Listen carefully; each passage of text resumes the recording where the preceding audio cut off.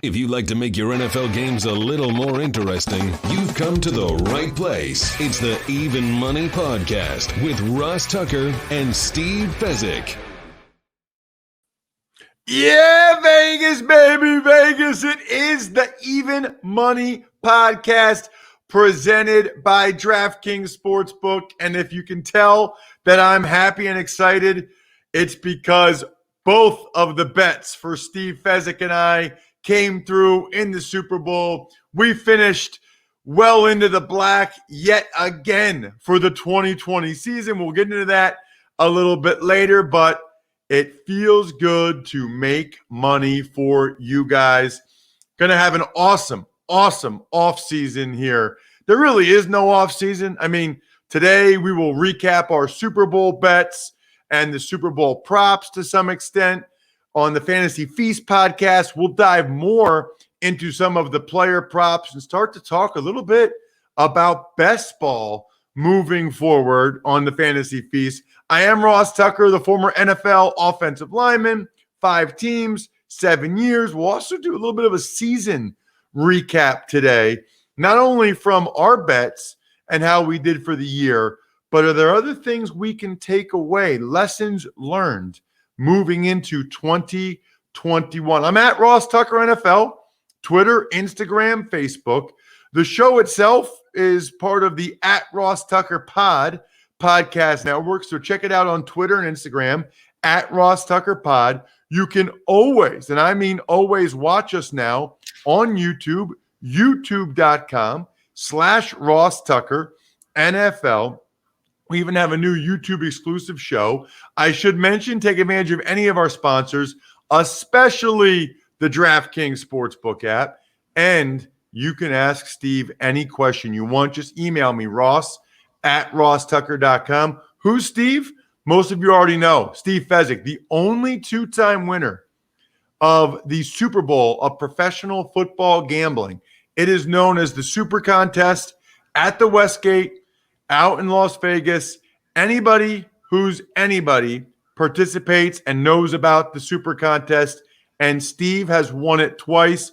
He is the man with the plan that you should follow at Fezzik Sports on Twitter and only at Fezzik Sports, except no imposters. Steve, how are you? I am excellent. Always good to finish the year on a positive note, Ross. And last week, I beat my son in a race for the first time in a year because we raced on the snow and he's never run in the snow. Oh, very nice. Wait a minute. Did it snow in Vegas? It did in the foothills. We got an inch, and it's amazing. And it kind of shows when the unfamiliarity, and this really applies to all sports when a team has to play in snow for the first time. My son was so unfamiliar with it. He doesn't even know how to make a snowball. He's like mechanical, trying to figure out how to do it. That is funny. And you grew up in Dayton, so you're very familiar with how to run on the snow and how to make a snowball. Yeah, and lived in Chicago for 6 years, so absolutely. So before we even get into some of the bets, and I'll just say, if you remember, this is kind of crazy, Steve. I put 1 unit on the under. That hit. We both leaned to the Bucks. Gosh darn it. We should have put some units on the Bucks. You had the first half under 27.5. Steve, you got it by half a point, bro. Half a point, Steve. Never sweated it.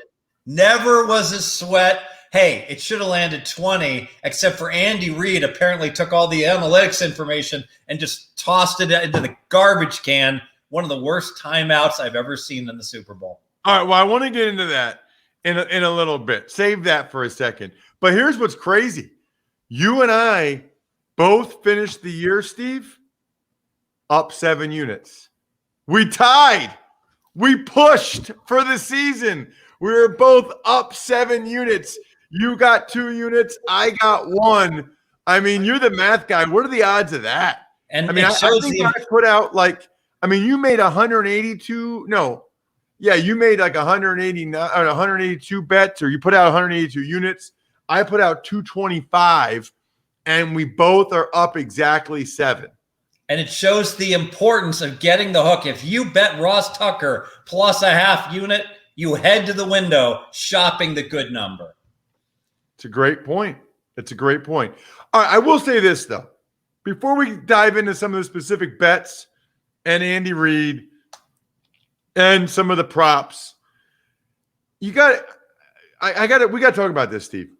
Out of every possible scenario that I could conjure for the Super Bowl, I would argue the outcome that happened was the only one that I did not think was an actual possibility, which is the Bucs blowing out the Chiefs and the Chiefs failing to score a single touchdown. I mean, are there lessons we can take from that, or is it just the anomaly aberration of all time? Well, I think we spoke about how concerned we were, you being a former O-line guy, about all this reconfiguration of the O-line for Kansas City, about the fact not only was Fisher out, but all of a sudden you had three guys in brand new positions without any game time experience. And I think that really was the number one factor. I'm in the minority. I thought Mahomes played great. I just thought he was under siege for the entire game. No one could succeed against that pass rush in that game. You know, it's interesting because the Chiefs O-line was the biggest factor in the game, Steve, but not just because the Bucs were able to beat them a lot up front. Because they had those new parts up there and the different guys up there, Todd Bowles had confidence and knew his front four would be able to get pressure on Mahomes. So he knew that he didn't have to blitz, his least amount of blitzing all year by far. He knew that he could play two deep safeties to not allow anything over the top. Their most two deep safeties all year. So what I find interesting, Steve, is I think almost as much as what physically took place between the Bucs D-line and the Chiefs offensive line, I think the impact of knowing that mismatch, the impact that had on how Todd Bowles game planned and called the game, I think might have been even more significant than the actual physical, encounters themselves. I think it's a great point that the Bucs D did not get their second sack until midway through the fourth quarter, but that relentless pressure totally disrupted with rushing only 4 Mahomes and the timing with his receivers. And you could see it so often. How many times did we see Mahomes throwing off balance, arm angles different than normal to a receiver that wasn't wide open, but the ball got there. Tyreek Hill bounces off his face mask. Williams drops it in the end zone because defenders right on top of them because they still had 7 back defending. These were not easy catches, but they were much more difficult catches the Chiefs had to make all year long. It's a really, really good point. And here's the other thing, too. I don't know if you've seen these numbers, but Andy Reid did not adjust. 48 of the 52 dropbacks were 5-man protection. So you have the 5 O-linemen, Steve, right? If you keep the running back in the block, you have a 6-man protection. If you keep the tight end in the block, you have a 6-man protection. If you keep the tight end and the running back in the block, you have a 7-man protection. That's kind of like max protection. That's about as much as you'll ever see as a 7-man protection. 3 men go out in the route, right? 48 of 52, he only went with 5 men, Steve. Didn't keep the running back in, didn't keep the tight end in. He never even changed it up to help those guys or to even give the Bucs D-line really a different look. Yeah, and he abandoned the running game way too early. The Chiefs were successful running the ball. Non-Mahomes runs, there was only 12 of them over the course of the game. Only 1 run to Tyreek Hill, picked up, I think, 5 or 6 yards. So just not enough in-game adjustments. And let's face it, it wasn't like things were desperate for Kansas City. Right up until the end of the first half, Tampa Bay, with a minute to play in the first half, was just a modest favorite to win this game. So it wasn't like the Chiefs had to abandon their any game plan adjustment. based upon being down big, because they weren't until the second half. Okay, so a couple different things here. Look, I know there's not an actual number you can give me for this, Steve, but I don't know if they do scenarios or whatever, a simulator, but how much variance do you think there is to that outcome? Like if they play that game 100 times, do you watch it now and think that happens a lot? Or do you think that was just a very rare occurrence? It's a great question. So there are really two scenarios. We have the scenario, the two teams play again a week from today, all right? And then you have the scenario, we go back to our time machine and we just replay the game. If we do our time machine, I think Tampa Bay wins 3/4 of the time. I think Tampa Bay dominated the game, and with the game plans that the teams had going in to last Sunday, Tampa Bay was very likely to win. Obviously, they got unlucky with the penalties that were called, but even with that, Tampa Bay should have been able to win the game. Now, if we fast forward and we let Kansas City make adjustments for what happened, then we have a different conversation. And I think we get back to maybe it's 50-50 if they play it again 2 weeks from today. Interesting. All right. Because that way they could say, look, we can't do this. That didn't work. Like if this was the NBA, it was a best of 3 series or something. Okay. The last thing I have to ask you about in particular is the Andy Reid timeout at the end of the first half. All of them, all the Andy Reid timeouts at the end of the first half. But in particular, Steve, before the 3rd and 2, I mean, that was super aggressive, especially, by the way, with the way Tampa had been running the ball pretty effectively. I want to get your thoughts, because usually you say, what do you think the other team wants you to do? Your thoughts on Andy Reid calling that timeout specifically before the 3rd and 2. Horrendous. And let me be fair. I'm not pass posting here. I tweeted after the second timeout, what are they doing? This is a horrendous timeout. Tampa Bay is clearly the favorite the rest of the half. So it's priceless. So Tampa has the ball 3rd and 2. They're right at like their own 38. If I had to set a line on the half, yes, the most likely outcome is they're going to probably tie. All right. But who's favored? Tampa's clearly favored. They're going to make that first down half the time. We'll do very simple math. I'll use 50%. Okay. If Tampa Bay makes the first down, they're on about their 45 on average. If Tampa Bay fails, they punt, and now Kansas City's on about their 25. So Tampa Bay is about a 20-yard advantage. Both teams 50-50 to have the ball. That's an enormous advantage, and both teams would have one timeout left at that point. So it's not even close. Okay, I like aggression. I always talk about I like teams being more aggressive. Or I like them to be aggressive on offense, not being aggressive on defense. Basically, what happened is they forced Tampa Bay. Tampa Bay made a mistake. Tampa Bay should have been aggressive trying to score there. But it's close. It's real close. They only had one timeout, and they said, you know what? We do have the lead. We'll be conservative. Slight mistake, no biggie. It's like a chess game where one team, like White, is winning, and White says, you know what? I'm up a pawn. I'm going to be a little conservative here instead of playing the more aggressive move. I'm okay with that. But now, given Black plays a move that basically forces me, all right, now I have to be aggressive here, or I'm going to be losing. So they forced Tampa Bay to make the right decision to be aggressive. Just horrendous all the way. I would say, after that timeout, if you ask me, who do I want the rest of the half? It's pick 'em. I say Tampa Bay is about minus 160 at that point. You cannot call a timeout there. Yeah, and here's the thing too, right? Tampa was not in a hurry to score, so they weren't going to score. They were just running out the clock. And then people complain about the officiating, which I thought there were a couple of calls I didn't love. But those last 2 PIs in the first half, they don't happen unless Andy Reid calls that timeout. He put them in position to get those penalties.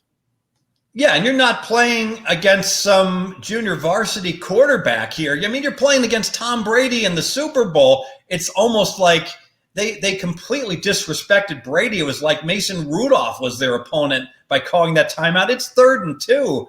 You know, it's like if I'm on the defense, Ross, I'm like, wait a minute, we're going to go into half, and now you're going to put me in this position where I got to stop these guys? Are you kidding? By the way, Steve, what did you think of the officiating as a guy that I think, obviously we don't track that as an official bet here, but you like the over in terms of, you like the under in terms of penalties. That first half was about as aggressively called in terms of throwing the flag as I can remember. I said that the Chiefs shouldn't have put the officials in that position a few times, but they weren't letting them play as much as I thought they would. Yeah, let me caveat this. Even if the penalties had been called down the middle, Tampa Bay still would have won. So this didn't impact who won the game. But I sure hope there's never any congressional inquiry about a game fixing that the refereeing crew was in on, because they put this tape in. It's pretty one-sided. Let's put it that way, that this was fairly egregious, the way that, as it just turned out by randomness, the calls so greatly favored Tampa Bay. Yeah, I'd have to go back and watch the tape, obviously, watch the video. The clear thing was they weren't letting them play as much as I would have liked. At least they weren't letting the Chiefs. But I didn't see, I didn't go back and watch the all 22 to see if they were letting the Bucks play, but not letting the Chiefs play. That's really the question then. As for the spread, Steve, the spread was 3 and over at DraftKings. And how about this? I was pretty happy about this because I did a show for DraftKings, Steve, like an hour before the game. I took the under for 1 unit when it was 56.5. It was 55.5 by game time. And I was really surprised by that, Steve. I would have thought DraftKings over the weekend, here comes all these people betting over. I talked with one person that said the reason why it came down is because sharp money, respected bettors were the ones that were taking the under at that point, even though a lot of, the public was still hammering the over at DraftKings. Yeah, and if you look at the overall marketplace, the sharp marketplace, they would have put you on 2 winners. And why do I say that? Because all week long, the sharpest books were dealing the lowest on the side. There were 3.5s out there at some of the square ball books, but it was 3 at the sharp books. And in fact, you could get Kansas City -3 at reduced VIG at the sharper books, and that came all the way down where you could get Kansas City -3, lay $1.05 at the sharp books. So clearly they were shading lower than the market on Kansas City, and the same with the total. The square books had 56 at post. The sharp books came all the way down to 55, and that's because their most respected bettors did go under despite perfect weather in this game. There'd been some concern of rain. Think about if we would have gotten some rain in this forecast, this total would have been just one of the best unders of the year. So for people, look, we have a lot of listeners. We get new listeners. We love them. For people that don't know the difference between a sharp book and a square ball book, I don't know if I've heard square. I know I've heard square ball. Can you explain? Can you define those two, please? Yeah. So a sharp book would be a book like Pinnacle Sports that deals reduced VIG on all their games. So in football, you only have to lay -105 in each direction. So they'll cater to everyone. You can beat them out of $1 million or $1 billion, and they'll keep dealing to you as a customer. A square book would be like William Hill, who will cut off winners, no longer accept the action from them. Their business model is just to accept bets from players that aren't going to win long term, similar to a casino that just doesn't want any good blackjack players in their establishment. If you show that you know what you're doing, they don't want you as a customer. So because of that, their lines oftentimes are shaded a little bit higher on the side and total than anywhere else, because frankly, who's going to be able to bet the dog or the under? They've all been barred, all the sharp players that want to play those against them. And that's just legal, Steve, because even though Nevada and these other states are legalized sports betting, these are private establishments that can determine who they have as customers? Yes, you're not allowed to discriminate in terms of race, religion, height, weight, etc. But you can certainly discriminate in terms of someone who has a better acumen at the game and an ability to beat the game. It's interesting, Ross. I think the same holds true in other forms of business. If Joey Chestnut walks into your buffet, I believe you have the right to not serve to him. What? How many are you banned from? I have several books that I'm restricted. So, like, for instance, Station Casinos has told me, Fez, we like you. We'll still let you bet, but you can only bet one time per day. You got to come to the window, can't bet on the app, and you got to put all your bets in all at once because they don't want me just sitting around picking their pockets as lines move and their injury reports and things like that. But William Hill and Golden Nugget are two of the books in town that have said, just can't do it, Fez. Can't let you bet. A couple other books have said, you can bet, but you can't bet on our apps. So you got to come there in person, them knowing, like Treasure Island knew, I'm not going to drive down there just to bet, make a bet against them. So, and there is a difference between blackjack though and sports, because when you think about it, I got a lot of friends, Ross. You know what? And I don't hold anything against William Hill, them not letting me bet. You know what? I'm perfectly happy just texting every one of my friends about outstanding bets to make against William Hill. And so I still send customers into them to show there's no hard feelings. That is funny, man. That's awesome. Okay. So, lots of props, right? And a lot of the ones that I liked, and we'll talk more about the player props tomorrow with Joe Dolan on the Fantasy Feast podcast, but a lot of the ones over Cam Brate, under Sammy Watkins, under Mahomes passing yards, over Mahomes rushing yards, a lot of them came through. I'm not going to go through every prop because there's literally a zillion, but how did you do on props, Steve? Give us sort of your prop breakdown. Well, I went 9-1 for the props and bets I gave my clients this year, which is an aberration, but I've always done well with props. And I think that this was an example where we talked about the O-line issues, and a lot of my props centered around that. So I had Tampa Bay defense sacks over 1.5, game sacks over 3.5. Mahomes, I thought he'd be running for his life over 19.5, then over 22.5. All those basically were keyed upon how I thought the game would play out there. Some interesting phenomena. There's a short touchdown in this game. I always love that under 1.5 for the distance of the shortest touchdown in a game that's supposed to be high scoring. Got a little lucky here because this game wasn't high scoring there. You nailed it. There were some props like Brate that landed right on the number, 3 catches, 26 yards. So if you shopped, there was a 2.5 on Brate. There was a 3.5 on Brate. So you win as long as you have a lot of outs in that case. One of the most interesting props that I won on, I bet Pringle under 1.5 catches. First play of the game, offensive for Kansas City. He catches a pass for 3 yards, and then the Pringles get put into the tennis ball can and screwed shut, never to be played with again. That is amazing. Yeah, I mean, I couldn't believe the line at DraftKings was 3.5 for Sammy Watkins. I just thought that's asking a lot for a guy. Although Antonio Brown went over, and I wasn't expecting that either. By the way, how about this, Steve? At DraftKings this week for Sunday night's game, I'm going to post about this on social media at Ross Tucker NFL. They have a hammer the over promo for LA and Denver Sunday night. Every time 1,000 players bet the over, the line drops by a point. It's already down to like 37 points or something.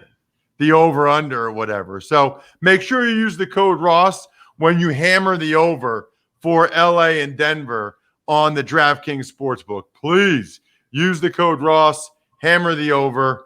Love it. All right. So you did well on your props. Love that. Anything else from the game itself, Steve? We went over the props. Total. We both leaned Tampa. I wish I took Tampa now. Anything else on the game or the spread, total, props, our bets, anything?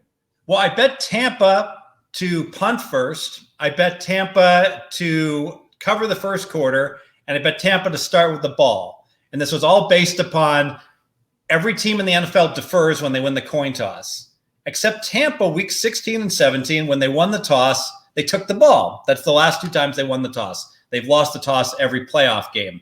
So I made all those bets in anticipation. It was more likely Tampa would start with the ball. Well, we'll never know what Tampa would have done because Kansas City, fortunately, did win the coin toss. They deferred as we knew they would. So Tampa did indeed start with the ball. So that was an advantage play. I want to give one more note on these props. Accolades to Tom Brady, because Brady is the king at taking what the defense gives him. Kansas City, you mentioned, didn't adjust. Brady did. So Kansas City's defense, it's good at taking away wide receivers, especially the wide receivers split out wide. So you look what happened. 4 wide receivers for Tampa Bay. In terms of yardage, none of them went over their totals. You mentioned that Antonio Brown did get 5 catches, but he only got around 25 yards. Evans and Godwin, only 1 and 2 catches. Little Scotty Miller, he ran the ball once, may as well have just been on the bench the rest of the game. So all 4 wide receivers go under for Tampa because Tom Brady, the master at taking advantage of what you give him, and his tight ends and his running back Fournette get a big bulk of the offense. So as people know, Steve, all you have to do is sign up at DraftKings using the code Ross or take advantage of any of the other sponsors on the sponsor page over at rosstucker.com. Send it to me, ross@rosstucker.com, even if you just get 100 flowers for your wife for Valentine's Day or a story from myfrontpagestory.com. If you go to 100flowers.com, use the code football. That's the key. You can ask Steve any question you want or me. We got a question today, Steve. This comes to us from Todd. I had 2 questions, one for me, one for you. His question about, for me, was why don't more players demand a trade? Given how short their careers are, why would player X want to waste 3 or 5 of the years in a player in a bad position? He mentioned Hollywood Brown, the Ravens receiver, as an example of, hey, it's your only career, your only shot. Why not go somewhere where they throw the ball more? And I would just say, Todd, to answer your question, I think we're getting closer to there. I think we're getting close to the point where guys are going to start. I saw Orlando Brown, not Hollywood Brown from the Ravens, want to trade because he wants to be a left tackle. You know, even Russell Wilson came out today. We'll talk about this tomorrow on the Ross Tucker Football Podcast and said he wants to have more of a say in what the Seahawks do. He's heard the Seahawks are getting calls about him. Things are getting interesting in terms of player empowerment, I guess, as you would say. The question for you, though, Steve, he said, heard a lot about round robin wagers as of late. Steve, do the books offer any beneficial odds by betting a round robin wager versus each individual leg, or do they make you pay extra for the convenience of it? Any other tidbits on pluses, minuses of round robins? I'd love to hear. Thanks, from Todd. He posted a review of the show, which is another way you can ask questions, Steve. Just review the show. What do you got, Steve? All right. So round robin parlays, essentially, let's say you like 5 different games, Ross. Let's say you like 8 different games and you want to parlay them all in 2 and 3 team parlays. Well, you could mechanically go up and say, I want team 1, 2, 3 in a 3-teamer, 1, 2, 4 in a 3-teamer, 1, 2, 5 in a 3-teamer. And what? You got the total number of combinations being 8 factorial divided by 3 factorial, 5 factorial. That's like 40 combinations. I probably did the math wrong. Forget the math. There's too many combinations. Or you can just walk up and say, I want an 8-team round robin parlay by 2s and 3s. You give the 8 teams and you get it all in one ticket. So instead of doing it 40 times, you can do it in 1 time. So it expedites the whole process and basically gives you every combination. And you can do it by 2s, by 3s, by 4s, and 5s. So what the bettor needs to know, 1, there's no reason to ever do this except for if you have correlations, which would be rare, or if you're circumventing limits. Let me talk about that circumventing of the limits. That's where I do my round robin parlays. 2, don't round robin by more than 3 teams. Do round robins by 4s and 5. Doing 4s and 5s is bad. The math is against you. So you want to round robin by 2s and 3s. I can tell you that one of the most successful college basketball syndicates out there has been doing this. So what they do is they identify like 8 games that are off in terms of the totals. and they can get a lot more down saying, I want to do a round robin parlay. I want to play North Carolina Charlotte over 133. I want to play Duke over 149. And so they wheel every one of these plays into parlays. And if you add down the net amount you have on each game, well, if you're betting $200 on every combination, the ticket could be like $5,600. And it's a great way to circumvent the limits and get a whole lot down with these round robin parlay tickets. Interesting. Okay. Yeah, I didn't know that much about that. Always love when people ask you questions. Next week, Steve, big week. It's our season recap. We need to talk about what we learned this year about home field advantage, what we learned this year moving forward in terms of 2-point conversions, what it means for the key numbers, scoring. We may take our first look at Super Bowl futures for next year. It's going to be absolutely awesome next week. Listen, these off-season shows, some of my favorites. We've got some great guests lined up, and we're already going to dive into next year, next week, here on the Even Money Podcast. Other than that, good luck, everybody. Hope you guys win some money. Thanks for listening to the Even Money Podcast. Make sure to also subscribe to the Ross Tucker Football Podcast, The Fantasy Feast, Business of Sports, and the College Draft. All available at Apple Podcasts, rosstucker.com, or wherever podcasts can be found.